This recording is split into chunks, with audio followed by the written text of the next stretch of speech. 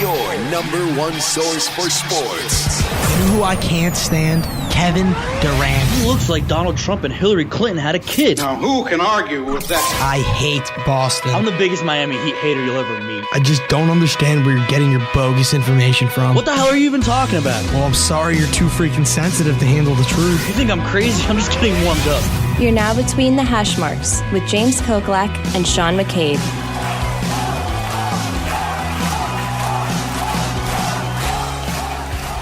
Exciting time of year. We are starting the first ever podcast of Between the Hash Marks. James Koklak and I am Sean McCabe. You excited? Excited is an understatement. This is my passion, so I'm glad to finally have gotten one started. We're going to be focusing mostly on college football, pro football. We'll throw some basketball, a little bit of baseball in there, but we're going to help you out with your DraftKings lineups, some fantasy advice, some sports betting advice. A little bit of everything in there. A little bit of everything. We want it to be diverse. So. Exactly. But first, we begin with today's opening rant. We're going to talk about one team in particular in college football. Now, last week, preseason coaches poll came out, and many are pissed about one team in particular not being in the top 25. Anyone want to guess who the biased sports writers think got snubbed? Notre Dame? Bingo, Notre Dame. Now, to be fair, Notre Dame is in the other receiving votes, and they would be ranked 30th if the rankings were to have gone that far. But let me tell you why they have no business being in the top 30, never mind in the top 25. Last year, 2016, preseason coaches poll, they were ranked 10th, and they had no business being there, as the proof shows. They finished 4-8. They opened up with a double overtime loss to Texas. At the time, may have not have been a bad loss, but as we saw how Texas played throughout the year, it was a pretty bad loss. They finished 5-7, they went 3-6 into conference, and they changed their head coach for the multiple time. They lost to Michigan State, a bad Michigan State team who finished 3-9 last season. They lost to a terrible Duke team who finished 4-8. They failed to score against NC State, and they got spanked by USC, who is considered one of their arch rivals. They also lost their starting quarterback to the NFL. Their schedule this season is just as tough, if not tougher, and they would be lucky to get 6 wins. And I'm looking at their schedule right now, and I don't even know if I see 6 wins. Brian Kelly is an overrated coach. He's not his brother. He is not big time. And Notre Dame has vastly been irrelevant under him, under Charlie Weiss, whoever you want to say, over the past 15 years. They had one season where they were kind of relevant, and we thought they may be coming back, but then they got spanked in the national championship game by Alabama, only confirming the belief that it probably should have been LSU in that national championship game or somebody else. Now, there are 2 main reasons that Notre Dame fans and coaches always say for their mediocre success, and I'm tired of hearing these excuses by Notre Dame. The first excuse is Notre Dame has academic standards, which is absolutely laughable. Yes, they do have academic standards. It is a tougher school to get into than FSU or whoever. But many teams have academic standards for athletes, such as Duke, Michigan, and congrats. You have the same academic standards as Duke, and you had the same season as Duke last season. But let's talk about a school with real academic standards. Stanford. Stanford is the only school in Power 5 conferences where you have to get accepted by the school before you can get a letter of intent to play for Stanford. Notre Dame's not like that. Michigan's not like that. No other team is like that. And Stanford has dominated USC since Pete Carroll has left, and has basically been a top team every single season in the Pac-12. They have gone 6-2 in their last 8 matchups against Notre Dame since 2009. So if you really want to talk about academic standards, Notre Dame, you need to get over yourself and compare yourselves to Stanford. The second excuse that Notre Dame and coaches always use: we're in the middle of nowhere. We can't get any players. They don't want to come to the middle of Indiana and play over here. They're not going to have a great social life. All I have to say to that is look at Penn State Look at Wisconsin. Look at Michigan. All of these programs, especially Penn State, who essentially had the death penalty, are all in the middle of nowhere.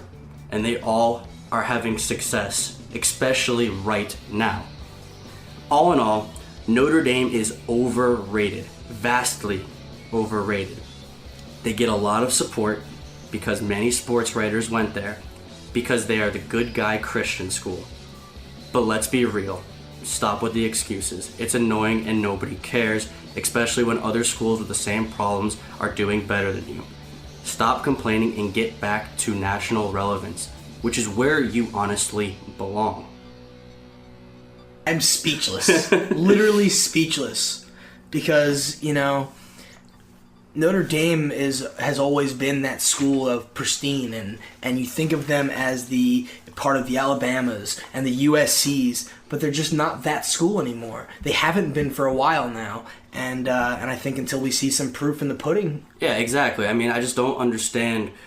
Even if you go back to last season, they were vastly overrated. Everybody was saying they were vastly overrated last year, and they finished 4-8. They can't even beat teams like Duke and NC State. Like, come on now.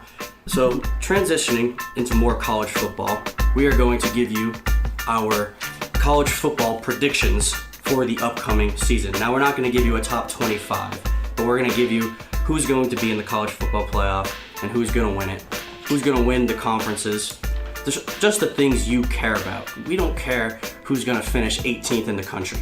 Nobody cares about that. Although I do want to say I am proud of South Florida being ranked 19th preseason, even though they might finish out of it. But that's neither here nor there. James, who do you got? Well, it's no surprise to anybody. I've got Alabama number 1. Oh, wow. The Alabama fan has Alabama number 1. I do have them going 12-0. I think the only close game that is really going to scare any Alabama fan will be FSU. I have FSU number 3. They probably have the best defender in college football. This is probably the best team Florida State has had, including the Jameis Winston teams under Jimbo Fisher. Really? This is the year everybody thinks Florida State could get back to the promised land. But I do have USC number 2, going 12-0. That will be my bold prediction for college football this year. 2 undefeated teams in the top 4. It's something that we have not seen since the college football playoff has come out. I have Ohio State number 4, going 11-1. Okay. And who do you have winning the 1 versus 4 matchup between Alabama and Ohio State? I have Alabama winning that. Okay. I think it will be a close game. Ohio State does have a senior quarterback. They have a top defense. They have the second best coach in all of college football in Urban Meyer. But you're going up against Alabama. I mean, they have the best roster in college football. Every year in and year out, they have the best coach in college football, and they get the best recruiting classes in college football. You have 5-star recruits sitting on the sidelines for 2 years before they get playing time because they're at Alabama. Yeah. No, one thing, I do also have Alabama in my top 4, but I am a little concerned because they only have 11 starters returning. Now, that's because everybody on their team gets drafted, but only 11 starters returned. That does not concern you at all?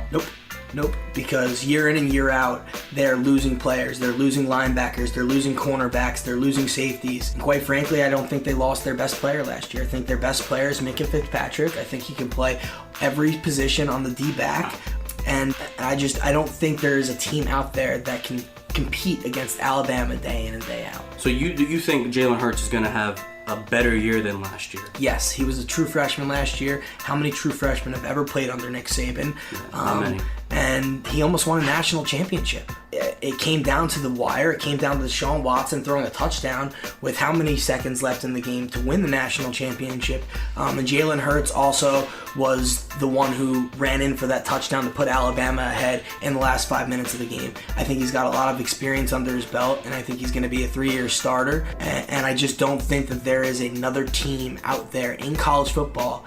They could probably beat a couple teams in the NFL. The Jets, the Browns, possibly the Rams. Man. But I also have USC I have USC losing to Florida State. I have Florida State as an upset in the 2-3 matchup. Okay. I think, yes, USC is going to go undefeated, but they don't play in that competitive of a division. UCLA is probably the second best best team in that conference, in their division in the conference, I should say. I just don't see it being that tough of a year for them. I think they have the best quarterback in college football in Sam Darnold. I do think he's also going to win the Heisman, bringing them to a 12-0 season. I think Washington will be their biggest threat, but they won't play Washington until the Pac-12 championship game.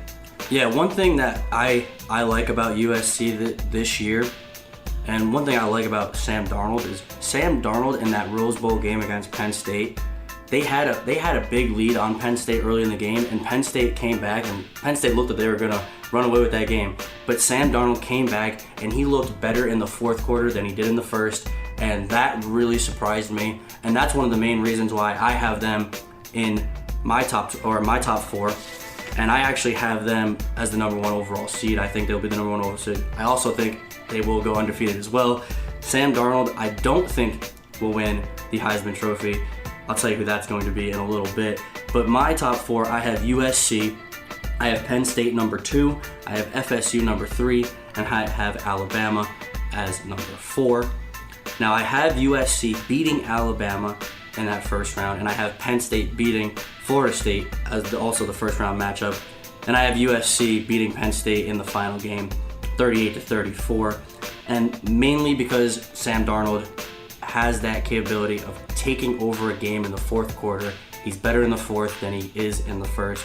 The reason why I have USC beating Alabama is one of the main reasons is because Alabama is only returning 11 starters. I know Alabama has players going into the NFL every year, many players going into the NFL every year. But because USC has a relatively easy road, I don't really think they will be challenged, maybe by Stanford, maybe by Washington in the Pac-12 championship game. But other than that, I really don't see any problems with their schedule. And I think when they get to the playoff, they're going to be fully ready for that game against Alabama. And I think they could take Alabama to the cleaners. I'm not even going to lie to you on that. I know that's not a popular opinion in your mind, but I think USC is the real deal this year. Something that we actually agree on for once is that USC is going to be good this year. I have them number 2, so right behind Alabama. Mm-hmm. But you know what? The one thing that I always will go back to, and don't get me wrong, I know that Sam Darnold did not play in last year's game. But let's go back to week 1 of college football last year. I knew you were going to bring this up. What was that score of the Alabama-USC game? Because we don't want to bring it up. Hey, that's all right. We can bring it up. So it's just that, everybody thought that game was going to be so close, and that was going to be the best game of college football right off the bat. Week 1, kind of how Alabama-FSU is this year. I know that they've made strides. I just don't know if you can... This is the way I should put it to you. Let me ask you a question. When is the next time you're going to see Alabama not in the college football playoff? Because they're the only team that's made it every year. That is a good point.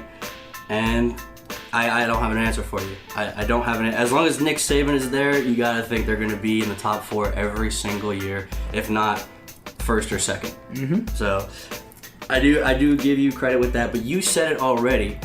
There was no Sam Darnold in that game. I know. I'm well aware of that. I know how good he is. I know that he can be that quarterback that I want for the Jets. So I hope that USC does have a good year, and I hope that he makes strides. So you have Bama winning the SEC. Yes. Just like me. Yep. Mm-hmm. Okay. You have FSU winning the ACC. Yes. Okay. USC winning the Pac-12. Yes. And who do you have winning the Big Ten? Big Ten, I have Ohio State beating Wisconsin. Okay, yes. I actually also have Ohio State beating Wisconsin in the Big Ten championship game. But I think they will miss out on the college football playoff, kind of like how last year, where Penn State was the Big Ten champion but missed out on the college playoff and Ohio State was in. I think the exact opposite is going to happen this season. And I think Penn State...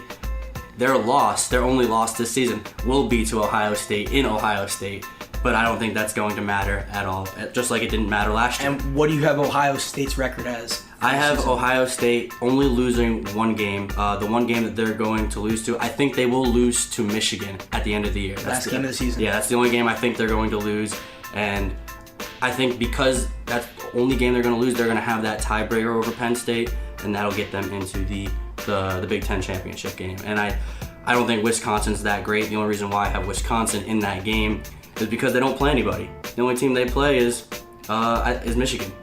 They don't play Ohio State. They don't play Penn State. It's just, I'm sorry, but no. It's kind of like the SEC. You got the SEC East. You got the SEC West. Two different conferences. Yeah. Same thing in the Big Ten. Who do you have winning the Big 12? Big 12, I have Oklahoma. Oklahoma is going to run away with it. Unfortunately for Oklahoma, they're not going to go undefeated, so they're not going to make the college football playoff. The only way they do make it is the college football playoff is if they go undefeated, but I just don't see that happening.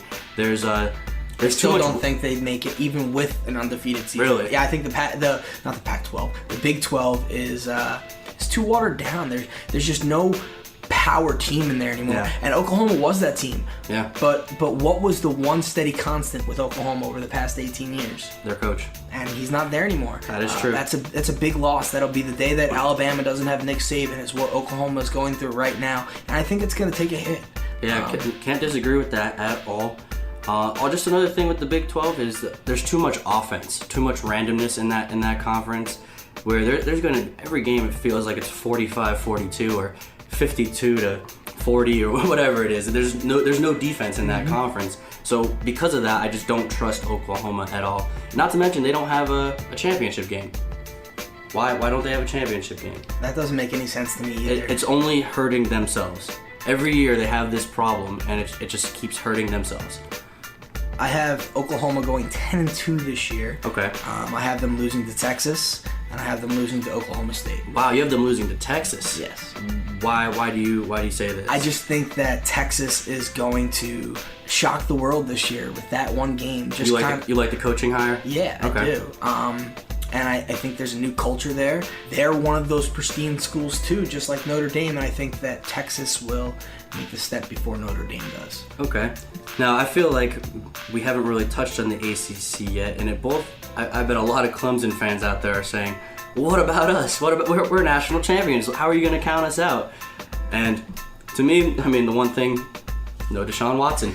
And although he had a lot of interceptions last year, he's their leader. He brought more to the table than just playing football. He brought leadership. He brought a voice in the locker room. He brought that mentality of we're never going to lose, we're never going to quit. Yep. I think he'll thrive in the NFL, but you're right. I think that Clemson losing him is a big loss, and I think they're going to take not a giant step back, but I think a pretty big step back this year. Yeah, I mean, I have them finishing like 7th or 8th in college football, but compared to the 1-2 that they've been the last years. No, it's not last them. 2 years. And one thing with Deshaun Watson, even though you said, he did have some interception troubles last season, but how did he play in big-time situations? And all I have to tell you is over 900 yards in 2 games against Alabama, who is feared amongst just about every team. He has shown up in the big light, in big time, and he's shown that, what surprises me the most is that he never won a Heisman Trophy. Yeah, it's a little weird. I mean,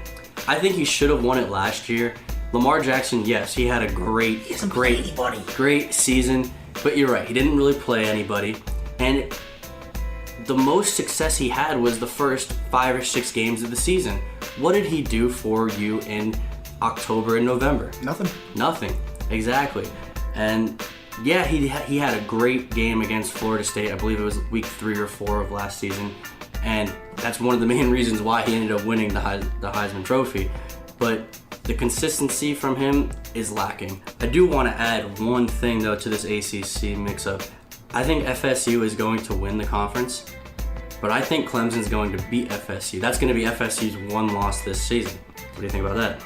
I don't know, because I still think Florida State's going to win. I have them going 11-1. I have them losing the first game of the season. Okay. And I think that you notice how I said that's going to be FSU's one loss this season, right? Yeah. You think Alabama's going down week 1, but I'm sitting here sweating right now thinking about it. It's not that far away. What do we got? 3 weeks until September 2nd when they kick off in Atlanta. It's neither a home game. Wait for that game. It's neither a home game for either person. I can't wait for that game. The game's gonna be so awesome. Oh, I can't wait either. It's gonna be one of, if not the best football game leading up to, at least for this year, college and pro. Yeah. You just don't see this type of matchup too often. Correct. Right off the bat. So one thing I think is interesting too is we I mean, we acknowledge that they're playing each other week 1, but we still have both teams in our Final Four, which, I mean, not many people would predict, in my opinion. You're going to see a college football matchup, in a sense, right off the bat. Yep. I have game 1 of the season ending with the last game of the season as well. So okay, all right. I don't know. I think that... And you think Alabama's on top both times? Yes, I do. You know, people say that Alabama has this dominant defense, but all right, who was drafted 4th overall this year? Fournette. How often do running backs go that high? Not very often. Who is he being compared to coming into the NFL? And when he came into college, he was compared to somebody and still has that same comparison to an NFL star. Adrian Peterson. Okay. What did he do against Alabama in his career? Fournette? Nothing. And he's supposed to be the next great running back to dominate the NFL. Not just be good, but dominate. Yep. And he couldn't do anything against Alabama. There's just something about that team that they just... Nick Saban is some kind of god or something. I don't know what kind of water he drinks, but... One thing I will give you credit for, and which is why I don't want to say FSU is definitely going to beat Alabama week 1. But Nick Saban, when he has time to prepare for a game, he's almost unbeatable. Who did you say is winning your Heisman Trophy and why? I have Sam Darnold. Okay, that's right. And I just think because USC is going to go 12-0, I think that they're going to have the number 2 seed. He's the reason why they won their final 9 games last year after getting dominated. Not dominated could be an understatement in their loss against Alabama week 1. And Sam Darnold proved to be the fix there. Yeah.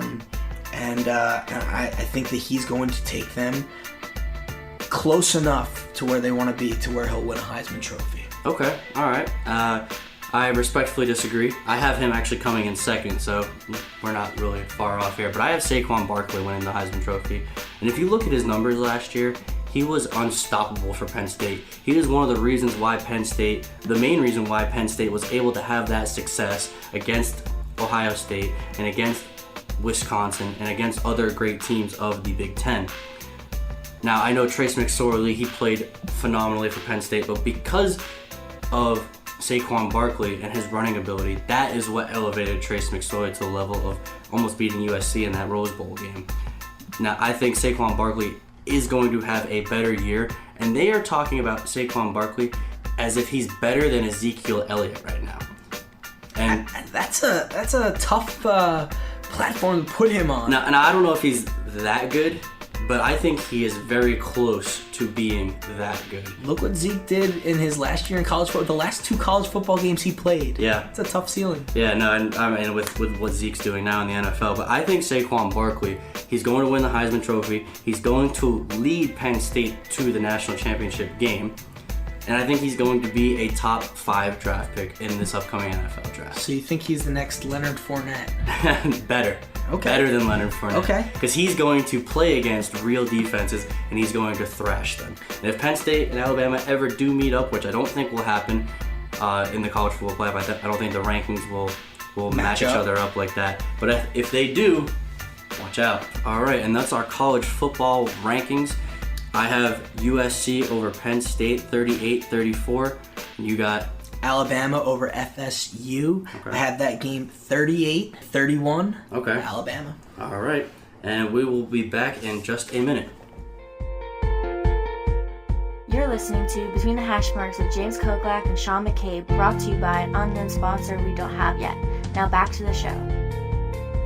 All right, so we're back here. We're going to talk about some baseball now. I mean, baseball playoffs are coming up. It's the biggest time of the year of the baseball season. You know, you got some pennant races going on. Some big trades just happened throughout the trade deadline. For not much going on in sports, this is baseball's time to thrive. So Absolutely. Who you got?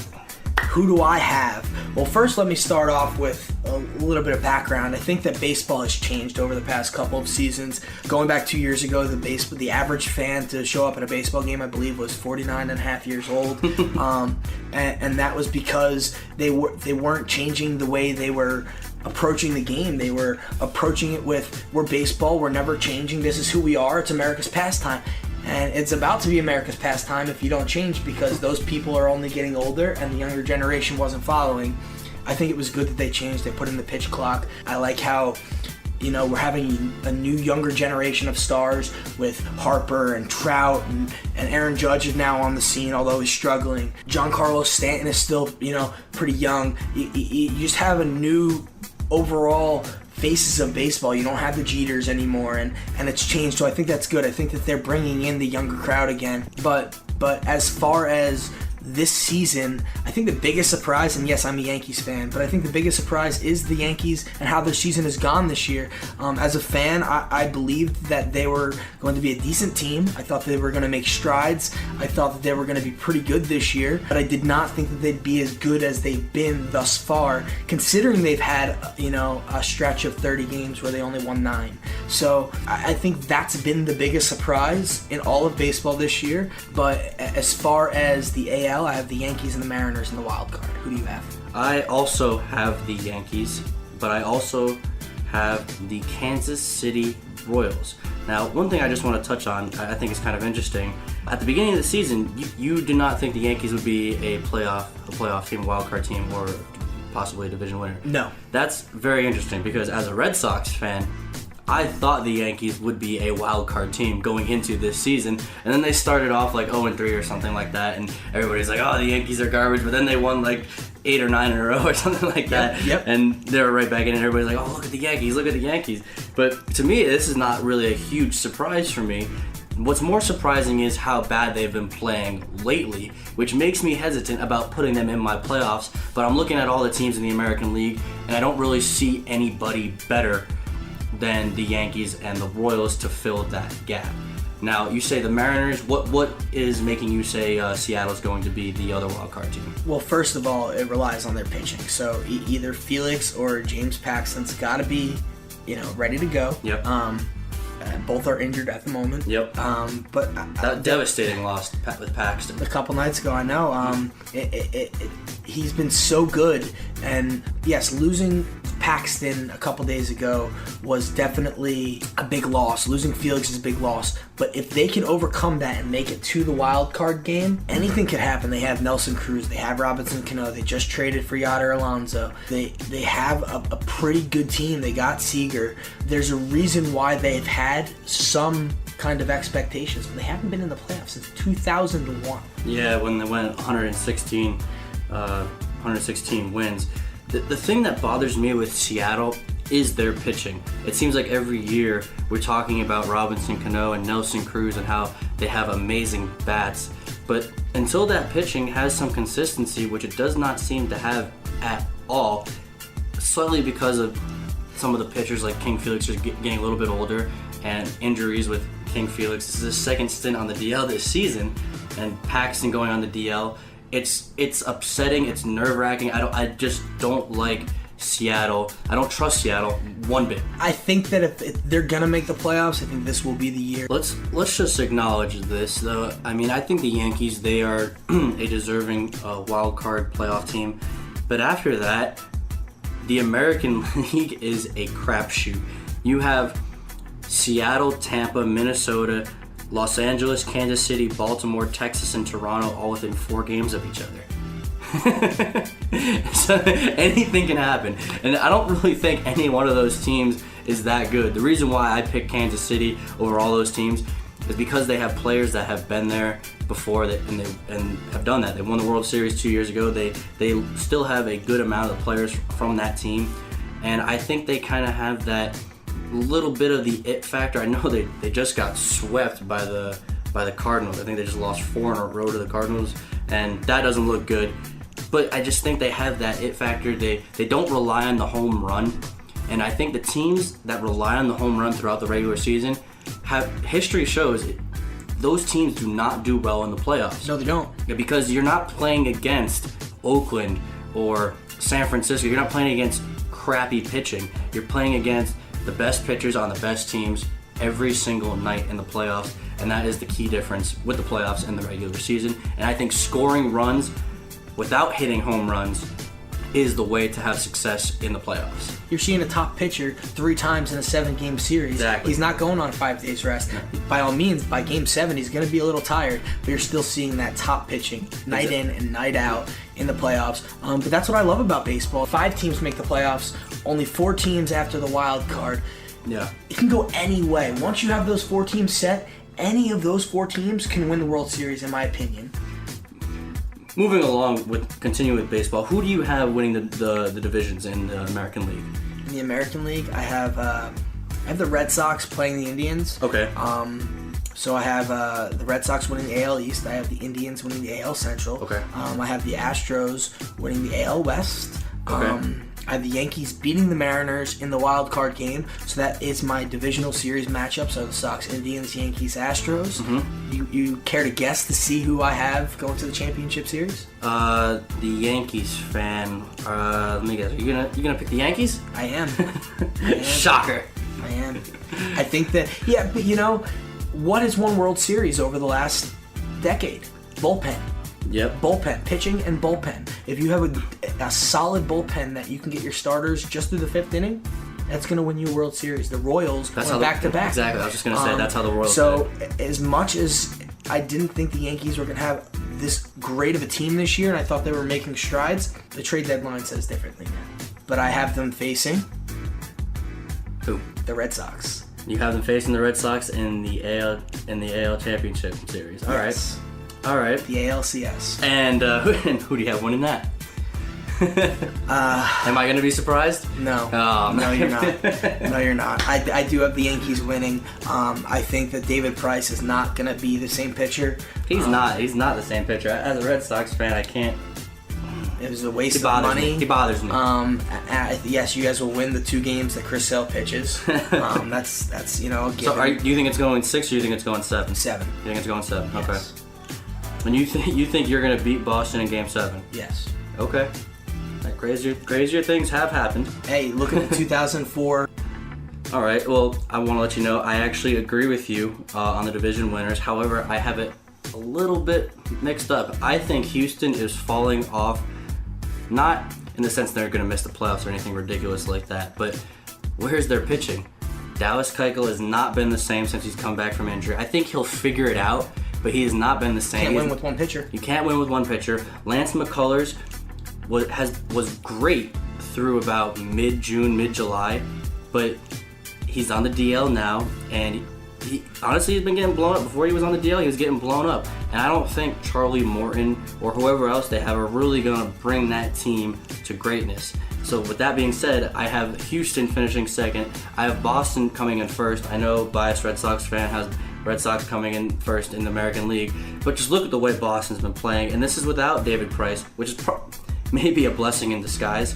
But just look at how they've been playing. Their bats have been showing up, and like I said, they are not reliant on the home run. Therefore, I think they will still be scoring the same amount of runs in the playoffs as they are now, and I don't think any team in the American League or in baseball can be saying that.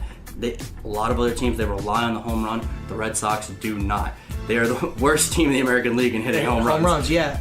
But they have a lot of players who get base hits. They have a lot of Didi Gregoriuses or Derek Jeter type players where they're not hitting home runs, but they're getting singles and doubles, and they're just getting on base. And I think they have a bunch of no-name guys in their bullpen besides Craig Kimbrell, and they have been dominant in the bullpen this season. And they added Addison Reed he's a really good setup guy.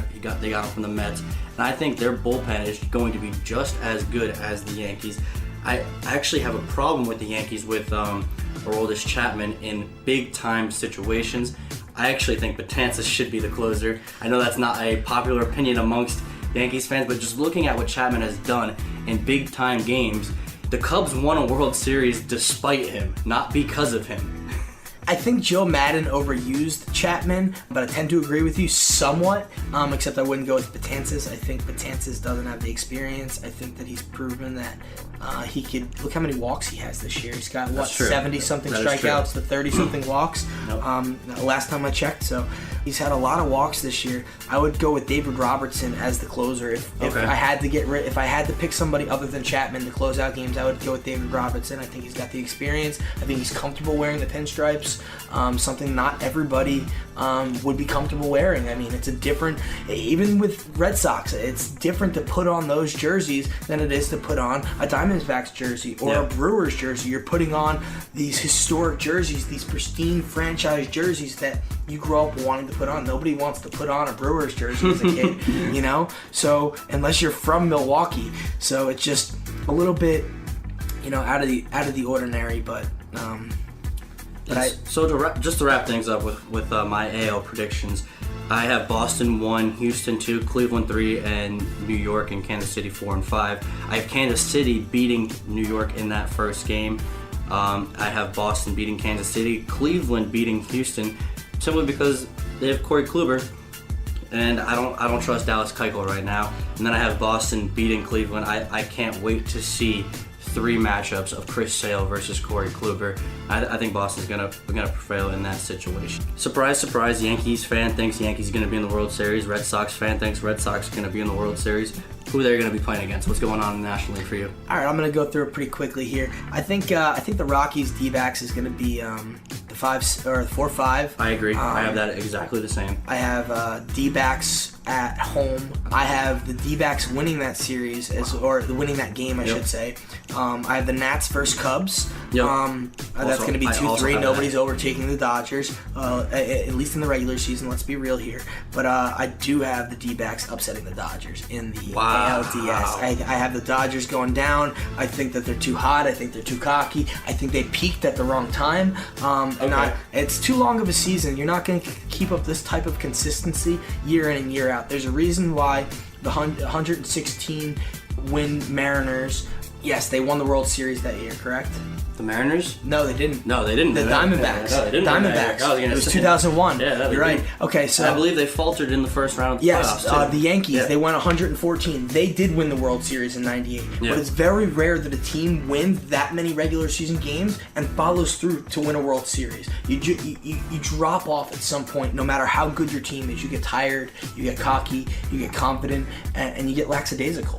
It's bound to happen eventually. Well, one of the things, I disagree with you. I have all the same teams as you, and I have the Diamondbacks beating the Rockies. I do disagree. I think the Dodgers will prevail against the D-backs, but the D-backs beating the Dodgers isn't that crazy. Like I said before, the teams that rely on the home run, normally they don't end up winning the World Series, and I feel like the Dodgers are super reliant on the home run. I love Cody Bellinger. He has 33 home runs, but he's only hitting 250. He's hitting his home runs against poor pitching, and he's not going to be facing poor pitching. When you look at Arizona, they have Greinke, Robbie Ray's having an incredible year, Zach Godley, he's pitching really well. They have a good pitching staff. Now I'm not so confident about their bullpen. Fernando Rodney, he's a little suspect. He has been a lot better as of now as opposed to back in April. But I don't see the D-backs beating the Dodgers. Like we said before, crazier things have happened. I like to mix it up. I like to see that upset. So. Okay, and you got Washington and Chicago. Who you got there? I've got the Nats. Nats being I don't think the Cubs will repeat. I think Cubs are in danger of not even making the damn playoffs. I know. They have a better team than the Cardinals. I think that they will win enough games to get in. I just don't think that they have the team to do it again. Well, as of now, they're only 1 game ahead of the Cardinals, 2 games ahead of the Brewers, and only 3 games ahead of the Pirates. I mean, it could go anyway in the NL Central, but assuming the Cubs do make it, I think they'll barely sneak in. Yeah. They'll be the number 3 seed. Just because they won the division. Yeah. I think that the Diamondbacks and Rockies would both beat the Cubs in the series if it came down to it. Yeah, probably. So, especially the Diamondbacks. But I have the Nationals beating the Diamondbacks in the NLCS. Okay. So I have a Yankees National World Series. Okay. Pretty big stage for 2 teams that deserve the big stage again, I think. Or for the first time ever in Nationals history, even as the Expos, they never won a World Series. So I have the Nationals winning their first ever World Series in franchise history. Okay. As the Yankees fan, I have the Yankees losing in the World Series. I think that, a couple years down the line, but I don't think it's this year. All right. Well, like I said before, I have the Dodgers beating the D-backs. I think that series is going to be very, very close. And I also have Washington beating Chicago. I actually think Washington's going to sweep Chicago. I think that the one game Chicago has a chance of winning is the game they have Lester pitching. But I don't think Lester's going to beat Scherzer. And I think Arrieta is a little bit overrated. I don't think Hendricks is the same as he was last year. I don't think they have what they need to move forward in the playoffs. And that is the only reason why I have Washington winning their first ever playoff series. And then Washington playing Los Angeles, and both teams are very non-clutch over the past few years in the playoffs. But I do have the Dodgers over Washington simply because I know Kershaw not amazing in the playoffs, but I think Kershaw's going to turn it around. He did a little bit last year, turn it around in the playoffs, but I think the addition of Yu Darvish is going to do them wonders. And I have Dodgers, Red Sox World Series, and guess what I have winning? The Red Sox. Wrong. Wow. Surprise. Very surprised, actually. I actually have the Dodgers beating the Red Sox. I think it's going to be 6 games. The only games the Red Sox are going to win are going to be games 1 and games 4 when they have Chris Sale pitching. And I just don't think they have the pitching, the starting pitching at least, to match up with the Dodgers. Even though I do like their ability to score runs on just about any pitcher without the home run, I don't think I don't think there's that magic with the Red Sox this year. I don't like the David Price stuff, and I think that's going to continue to be a distraction. I just don't like the Red Sox winning the World Series. I do like them, but not that much. Yeah, a little bit of a surprise here. The Yankees fan has the Yankees losing in the World Series, and the Red Sox fan has the Red Sox losing in the World Series. Definitely did not see that coming, considering the two franchises we like. All right, so we have the NL winning the World Series this year. That's something we can agree on. Yeah. Now I did mention that I thought the Yankees were the biggest storyline going into the season right now. Not going into the season, but the expectations of what's happened and the biggest surprise of the season. Yeah. What would be your biggest surprise in the MLB this year so far? My biggest surprise would be the mix between, I have to give it a tie between Colorado and Arizona. Did not expect either of those teams to be good this year. I thought they would both be bottom dwellers at their division. And I want to say San Francisco. I thought San Francisco was going to be a team that was going to compete against the Dodgers in the NL West, and they're the worst team in baseball. Yeah, so I would say and the way that Arizona has done it is impressive. I know Colorado is ahead in the division right now by a single game, but just the way Arizona's been doing it with pitching, and I love their addition of JD Martinez. It bolsters up the bats a lot, and you give Jake Lamb and Paul Goldschmidt, who I think is the best hitter in baseball right now, when you give those guys some backup, you can't just walk those guys and just be done with it. No, you still have JD Martinez, who may have more power than either one of them. Yeah. Yep. So the Diamondbacks, I would have to say, are my number one surprise. And Colorado, I don't even think they have that good of pitching, but they are 65 and 49 right now. That is incredible to me. Their hitting is basically doing all the legwork. I love Charlie Blackmon. I love the beard. I love the whole thing he's got going on. So well, leading to my next question. Who do you have as your AL MVP and NL MVP? Because I've got Nolan Arenado as my NL MVP this year, considering he's been that, the backbone of the Rockies this year. Yep. Who would be your NL MVP?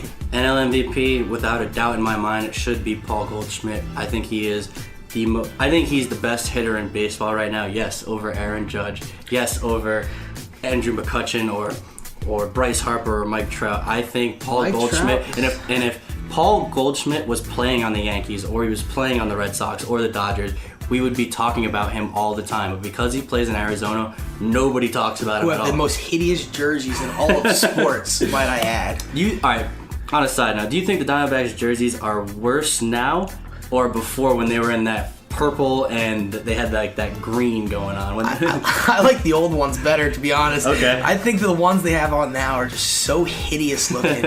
and you know what? Like, it's hard for me to watch a baseball game. As big of a sports fan as I am, I can't stand looking at their jerseys. I literally can't stand it. It's like the Tampa Bay Lightning for me. And hockey, I'm a huge hockey guy. You'll start to see that as you listen to this podcast. But I cannot stand looking at their jerseys. They're just so ugly. All right, what's uglier, the Diamondbacks jerseys or the Pittsburgh Steelers Bumblebee uniforms? Oh, those Bumblebee uniforms might be the worst of all time. Yeah, but absolutely. But the Diamondbacks are pretty bad with their jerseys. But I mean, that won't stop me from watching them in the playoffs this year, because I do think they're a really good team, and I look forward to enjoying watching them succeed in the playoffs all the way up until when they lose to the Nationals. Well, just to answer your previous question on who I think the AL MVP is, I want to say Aaron Judge, but how he's been playing since the All-Star break, I'm a little bit reserved on that now. I don't really know what to make of this. This is kind of how he was playing last year, striking out all the time, no plate discipline, and I'm still gonna go with Aaron Judge, but Jose Altuve, gotta give respect to Jose Altuve in my opinion. That's who I think is going to win it. It's Okay. Jose Altuve. Okay. Reason why is for what you were just saying, Aaron Judge.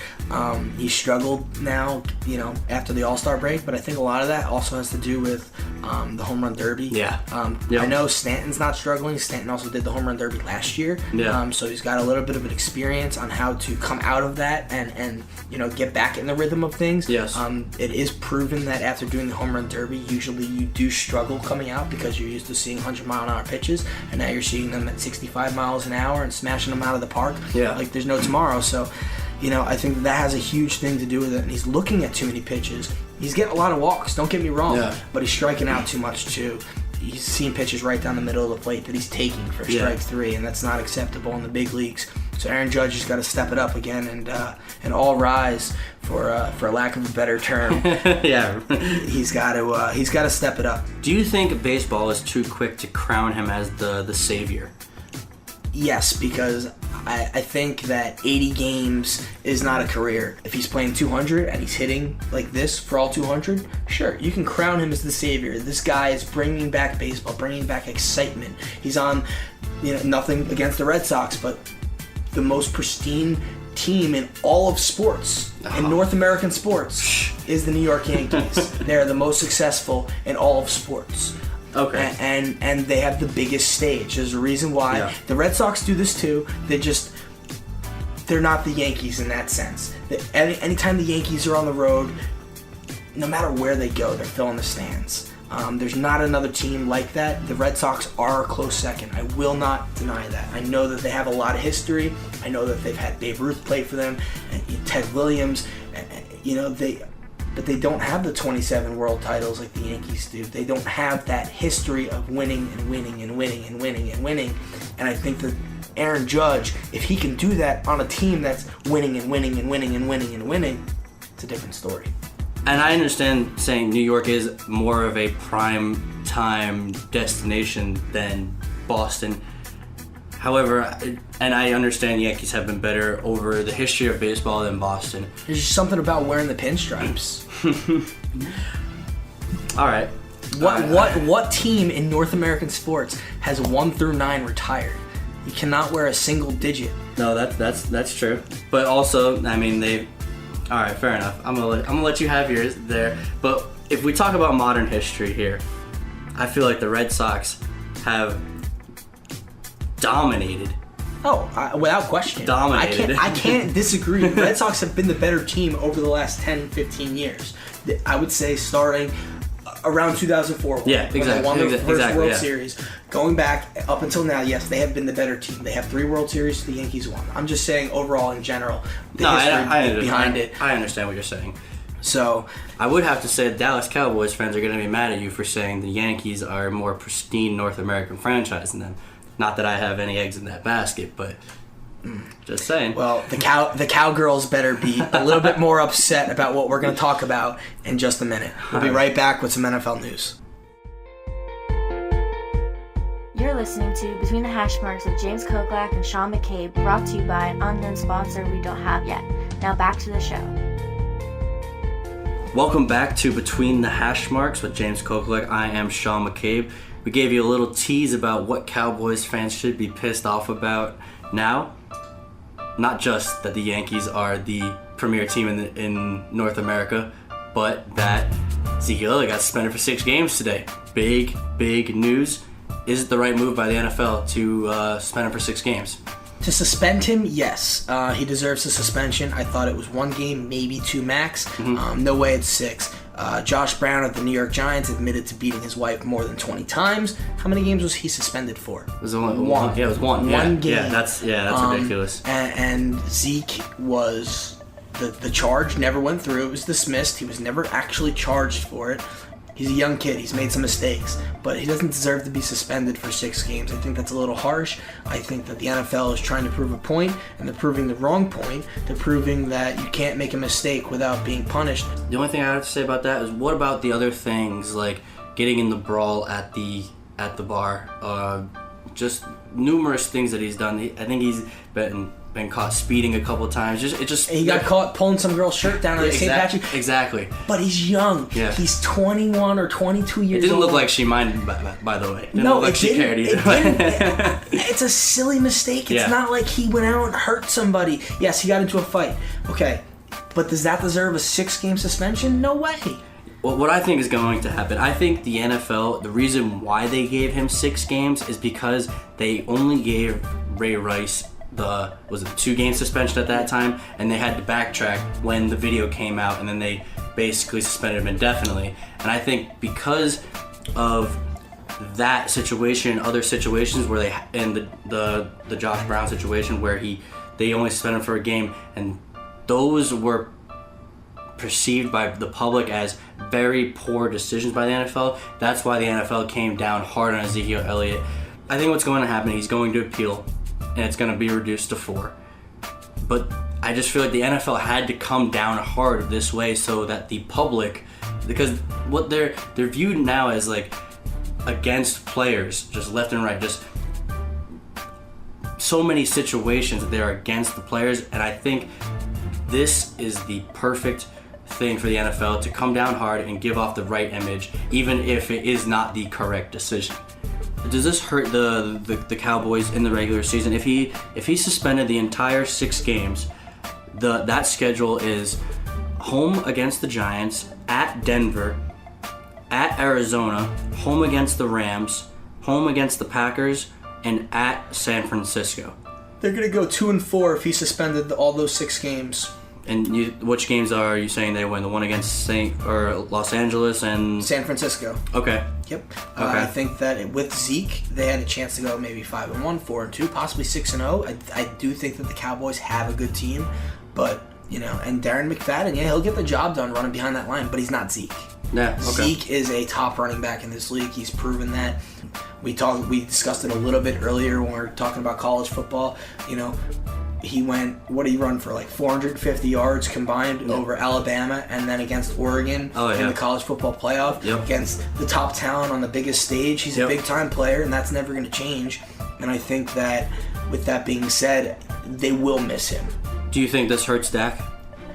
I think that it hurts the whole team in a whole because, yes, it's definitely going to hurt Dak. Dak will be the same quarterback, but he's not going to have that security blanket. Yeah. And I don't think that Dez is a top 5 wide receiver in this game like a lot of people do. I don't not anymore. think so. Definitely not anymore. I think that, yes, he's a top 10, and he's a phenomenal wide receiver, and I'd love to have Dez on any team. Yeah. But do I think that he's going to, he needs Zeke too.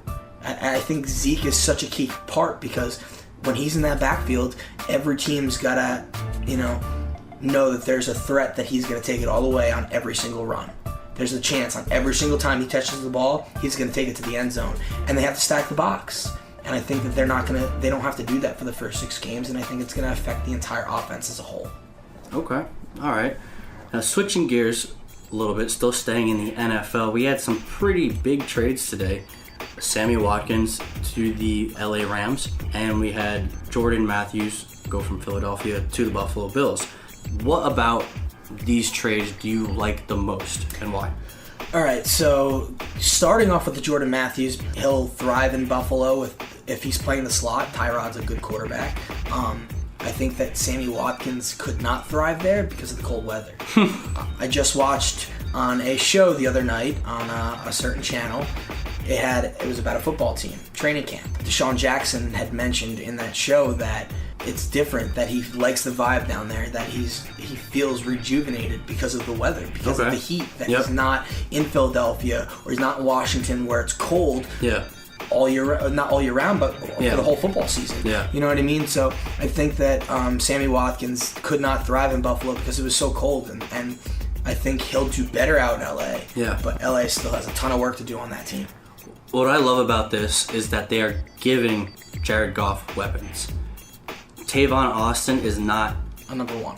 He's absolutely not a number one. And Tavon Austin is extremely, extremely talented. He was the best wide receiver on the team. Now he's the number 2. But because of adding Sammy Watkins, you have that deep threat, which will allow Tavon Austin to become a better player. And I just love what they are doing in Los Angeles. I don't think they are going to be amazing this year. Don't get me wrong. I don't think they are going to be a playoff. Somewhere in that vicinity. I don't even think that much, but I think they're going to be better than last year, and it's because of these moves that they're making. And I love what Buffalo did, because Buffalo got a receiver, Jordan Matthews, who has been fine. He's been a fine receiver over the past couple of years, and I think he's going to play well in Buffalo. And they got draft picks in return. They are building up a draft for next season, and watch out for Buffalo. I can't believe I'm saying it, but watch out for Buffalo. Well, you know, at a certain point in time, another team in the AFC East has got to take over. Could be Buffalo. No, never. Could be Buffalo one day. I highly doubt it. It could be Miami. We all know it's not going to be the Jets. So. I just want to say, I just saw this on the internet a day ago. Jay Cutler is going to be the 43rd quarterback to start in the AFC since Tom Brady's been playing. It's unfair. He's an unfair player, Tom Brady. But you know what? I respect him because of his work ethic. He is the best quarterback of all time. There's no question about it. Anybody who watched that Super Bowl last year... I applaud you for saying that. I applaud you. It would be asinine for anybody to say otherwise. He single-handedly brought that team back and won that football game for the Patriots. If they did not have Tom Brady, we're talking about an Atlanta Falcons team who's going to try to repeat in their new stadium this year. So I know we didn't have it planned today to talk about the Patriots, but I had to throw it in there a little bit, just sprinkle some Patriots love all over the podcast. Buffalo is on the up and coming, and I do like the Jordan Matthews. I think he's more of a slot receiver than he's not going to fill Sammy Watkins' shoes. No, but I mean Sammy Watkins, he's always getting hurt, so he's not even productive in Buffalo. I think that he will be able to stay more healthy out in LA with the warm weather. Training in the weather. We're both from the Northeast, now living in South Florida. We know how the cold and the heat can affect your body. Absolutely. So I think that will be a nice change for him. And I do think that having Tavon Austin, Sammy Watkins, and Todd Gurley is a dynamic threat. Yes. And they're building up that offensive line a little bit. The Rams' defense is second to none. Oh, yeah, absolutely. But the one thing that they need to do is Jared Goff. He's got to make strides. If he can make strides, they could be a good team. Yeah, no, if he plays the way he played last year, or even if he only gets a little bit better, they are going to have problems, and they're going to find themselves competing with the Jets to be the worst team in the league. I'm as a big Jets fan, I can proudly say that I'm looking forward to fantasy football this year. That's what you've been saying for the past 10 years. This is true, but ever since 2009, 2010 with Big Rex, Rexy. But changing subjects slightly, what about you think Kaepernick's going to get a shot this year? Or? I think Kaepernick will get a job this season. The thing is, he's too much of a distraction for a second-string quarterback. Now, this does not mean that... I think when training camp progresses and the regular season progresses, somebody's going to go down and somebody's going to need a backup, and that's just what's going to happen. Now, the thing is, I don't think there is this huge conspiracy against Colin Kaepernick simply because of a report on the Daily Caller that has close people to NFL insiders basically are saying that Colin Kaepernick received a deal from the Seattle Seahawks for the veterans minimum of $900,000. Now I can understand why he said no to this. He does not want to only make $900,000. I completely understand. He thinks he's better than that, and he probably $900,000. Yeah, no, I'd take $900,000. Pass it on over. Yeah, Seattle, hit me up. I'll come to the backup. I'll sit on the bench. Yeah, I'll be the third string. You can have Tavares Jackson as your backup. Right? Pay me $900,000. But the fact that there is this outcry that Kaepernick is not on a team yet, and yes, he probably deserves to be on a team. Blaine Gabbert is the backup quarterback for Arizona right now, and Blaine Gabbert is a worse quarterback than Kaepernick. As we saw last season, they were both on San Francisco. Blaine Gabbert played, and Kaepernick played a lot better. He had 16 touchdowns and only 4 interceptions. It is obvious that he is better than Blaine Gabbert, and he's probably better than a lot of backup quarterbacks in this league. But the fact that this story of him getting offered $900,000 to be the backup for Seattle, why is that not getting any attention? Now, I know Kaepernick's camp, they're all vehemently denying this, but why is this not a story? Why is this not being talked about? It's frustrating to see. I understand the narrative of people mad that he's not on a team yet, but if he is offered a job, that changes the narrative of the story completely. And it bothers me that it's not being talked about by any of the major news sources. What that tells me is that he's more focused on making money than he is on playing football and winning, because we all know that Seattle's going to be a threat this year. They're a threat every year. They have a great defense. They have a good quarterback. They have a great coach. They're going to be in it every single year. Played in their division. He knows how good they are. He knows he has a chance at winning a Super Bowl, and that Russell Wilson is bound to get injured at some point because of the way he plays. Yeah, and I'm not hating on Kaepernick for turning down a deal. It happens all the time where player thinks he's worth this much, team thinks he's worth a lot less, team offers this amount of money, and player is shocked by how little that they value him. And that happens all the time in the NFL. Fitzpatrick last year. Exactly. It happens all the time in the NFL. When somebody's offering you a job, now you could say, oh, only one team offered him a job. But that's better than none. That's all it takes is one team to think you're good enough. And if you look at other teams, look at the Ravens. The Ravens were thinking about signing him as a backup quarterback. And then his girlfriend, Kaepernick's girlfriend, comes out and calls the owner a modern-day slave owner. Any employer in the world, if they heard that, they would not hire you. It's that simple. And with Miami, this bothers me so much. People think Kaepernick is better than Jay Cutler. Now, I'm not saying Jay Cutler is the most amazing quarterback in the world. He's got the strongest arm in the league. He's got the strongest arm in the league, and he had the best season of his career under Adam Gase, who's in Miami, who's the head coach for Miami? Adam Gase. So I think that can be replicated to a degree in Miami with Jay Cutler, and they considered Kaepernick, but because of Jay Cutler and Adam Gase's success together, they went the other way. So there were 3 teams right there interested in signing Kaepernick. Not to mention Kaepernick chose to opt out of a deal to stay with San Francisco. He could have a job right now if he just stayed, and he would be making a lot of money. I totally agree. And I think that he's waiting for an injury to happen, where a team will sign him in week 4 or week 5 after a quarterback goes down or something of that nature. That's what he's waiting on. But going back to the Jay Cutler thing really quick, I just wanted to touch on this. Is, Jay Cutler, he had some terrible interviews to start with the Dolphins. He acted like he wasn't interested. Yeah. He's got all the memes out there now of his face where he looks like he doesn't care at all. But I think the one thing that's going to benefit Jay Cutler, and we were just talking about with Sammy Watkins, is the heat. Yes. I think that playing in South Florida, in Miami, from September to December, September is going to be hot. But October, November, and December are going to be beautiful for him. It's 75, 80 degrees. It's going to be sunny. It does not rain much in the winter. He's not going to be miserable sitting in 0-degree weather in Chicago on the sidelines for half the game. I don't think it'll help his play, but I think what Jay Cutler's biggest problem is that he doesn't care enough. Yeah. And I think that not being in such a miserable environment in Chicago or in Denver in the middle of the winter and you're not doing so well, I think that's going to be a big thing. I think it'll help his mindset a little bit. Yeah, he kind of does have that aloofness where he thinks he's a little bit cooler than everybody else, and I think that's a perfect environment in Miami for him. Yes. But just going back to Kaepernick, if anybody wants to look up this article, it's thedailycaller.com, and it's written by Christian Dadek. I'm not sure if I'm saying that right. But check out the article, and Kaepernick's people are vehemently denying this. But it makes sense as to why Kaepernick was not signed by the Seahawks, and why that Pete Carroll interview was a little bit weird, calling Kaepernick's a starter. We already have a starter. When everybody else in the league is like, Kaepernick's not a starter. He's a backup. He's a really good backup. So that makes sense to me. Kaepernick wants to be a starter, or he wants to get paid more. But I just, when you are offered a job and you turn it down, and then you spin the narrative that it is a conspiracy against you. I'm sorry, I don't have your back anymore. Nope. I don't have your back anymore. I did feel bad for him up until about 4 minutes ago. So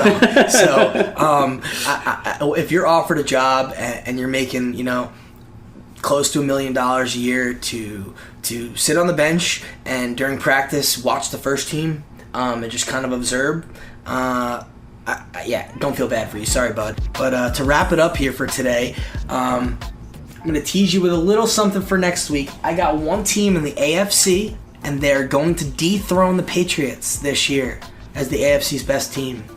That's coming next week. What do you got for me? Well, I think you're crazy for saying that Patriots are winning the Super Bowl, but there is a team, a prominent team in the NFC East that is not going to make the playoffs this season.